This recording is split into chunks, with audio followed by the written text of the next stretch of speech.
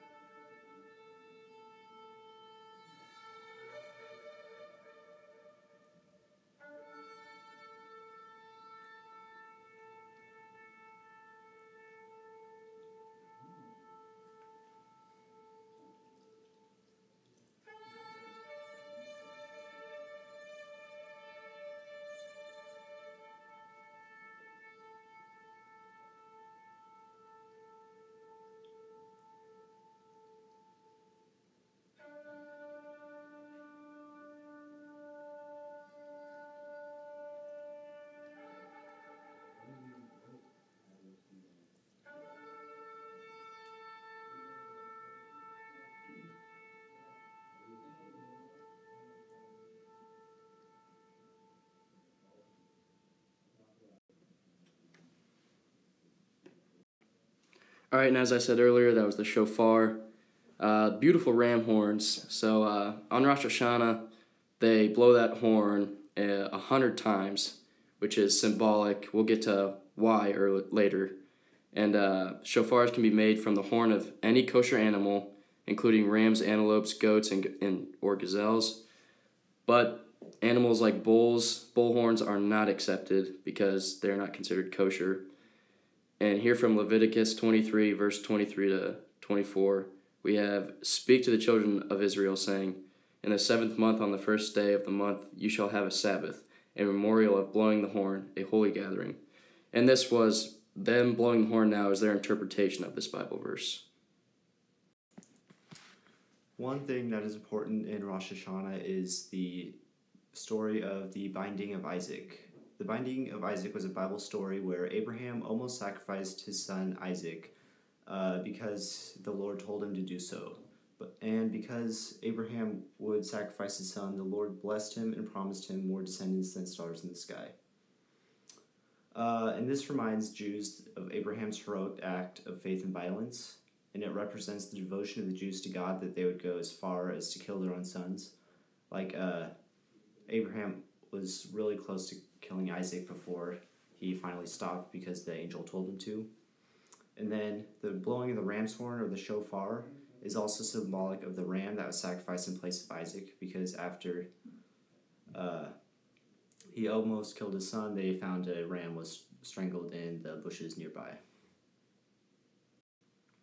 One tradition that the Jews have during Rosh Hashanah is the Tashlich, or the Tashlich, which is where they symbolically cast their sins away into the water. They go to a large body of flowing water, preferably with fish, although it can be done by like something that doesn't have fish. And then they recite a biblical passage and say a few prayers. And then they shake their clothes to symbolize shaking away their sins. And one version of this involves throwing pieces of bread into the water to symbolize casting away their sins and letting them flow away.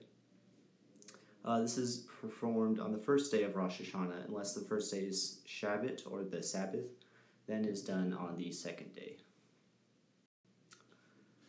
Another tradition that the Jews have during Rosh Hashanah is apples and honey. This is where they dip apple slices into honey and eat them. This is done during the new year as a kind of like as a blessing, so that the new year would be sweet like the honey and the apples that they're eating.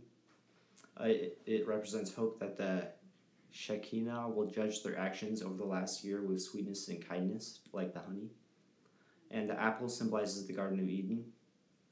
And apples were also believed once to have healing properties, which is why they're important. The Kiddush is a blessing recited while holding wine over a meal during the Shabbat and many Jewish holidays, including Rosh Hashanah. It goes, "Praise to you, Adonai our God, sovereign of the universe, creator of the fruit of the vine.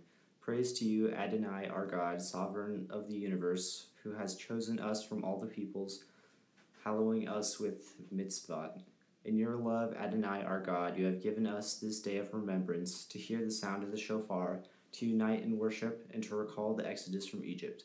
For you have chosen us from all the peoples, consecrating us to your service, and your word is truth eternal. Praised is the sovereign God, sovereign of all the world, who hallows the house of Israel in the day of remembrance." This is just a prayer that they always say. It's a tradition, thanking God and just a prayer that they always say. And this is our works cited page. Thanks for listening, and Shana Tova.